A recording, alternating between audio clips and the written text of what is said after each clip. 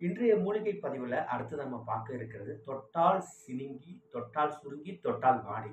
ஆங்கிலத்துல touch me not plant, sensitive plant அப்படின்னு சொல்றாங்க. இதோட தாவரவியல் பேர் என்னன்னு பார்த்தீங்கன்னா, மிமோசா பியூடிகா.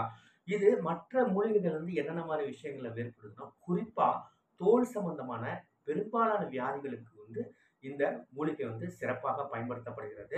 என்னன்னா, சருமத்தில ஏற்படக்கூடிய ஃபங்கல் இன்ஃபெக்ஷன் சொல்லக்கூடிய பூஞ்சை தொற்று, தோல்ல ஏற்படக்கூடிய தடிப்பு, அலர்ஜி, அப்புறம் பார்த்தீங்கன்னா, வியர்வை நாற்றம்லாம் இருக்கு இல்லையா? அந்த வியர்வை நாற்றத்துக்கு இதோட காய்ந்த இலையோட பொடியோ அல்லது வேரோட பொடியோ வந்து பார்த்தீங்கன்னா, நம்ம வந்து நீர்ல கலந்து குளிக்கும் பொழுது, அது இல்லாம முகப்பரு, வேற வேற என்ன மாரி தோல் பிரச்சனைகள் இருக்கோ, பெரும்பாலான தோல் பிரச்சனைகளுக்கு இந்த மூலிகை வந்து சிறப்பாக பயன்படுத்துறாங்க நம்ம பாரம்பரிய மருத்துவத்துல.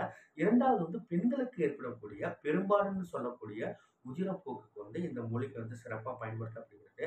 ஸோ மற்ற மூலிகை போலவே இந்த மூலிகையும் வந்து பார்த்தீங்கன்னா, சிறுநீரக கோளாறுகள், அந்த சிறுநீர் பாதையில எரிச்சல், சிறுநீர் பாதையில தொற்று, மூலச்சூடு, ஆசன கடுப்பு அப்படின்னு சொல்லிட்டு நம்ம மற்ற மூலிகைகளோட சேர்ந்து இத பயன்படுத்தலாம். மற்ற மூலிகையான கீழாநெல்லி, கரிசலாங்கண்ணி, மூக்கிரட்டை இந்த மாரி சீந்து மற்ற மூலிகைகள் போலவே மஞ்சள் காமாலை, அஜீரணம், சர்க்கரை அளவை கட்டுப்படுத்த இத வந்து நம்ம மற்ற மூலிகைகளோட சேர்ந்து பயன்படுத்தலாம். குறிப்பா நான் என்ன சொல்ல வரேன்னா, நீங்க நம்ம பாரம்பரிய மருத்துவம், ஆயுர்வேதா, சித்தா மருத்துவர்கள கலந்து நீங்க வந்து அவர்களோட முறைப்படி நீங்க அ இத பத்தி தெரிஞ்சுக்கிட்டு பயன்படுத்துங்க.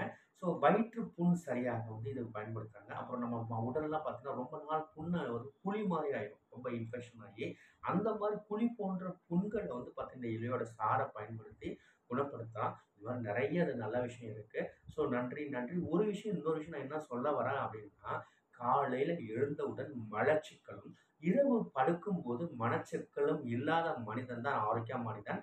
ஸோ அதனால வந்து நோயற்ற வாழ்வே குறைவற்ற செல்வம். எல்லாரும் ஆரோக்கியமா வாழணும். நன்றி. Thank you. Thank you so much.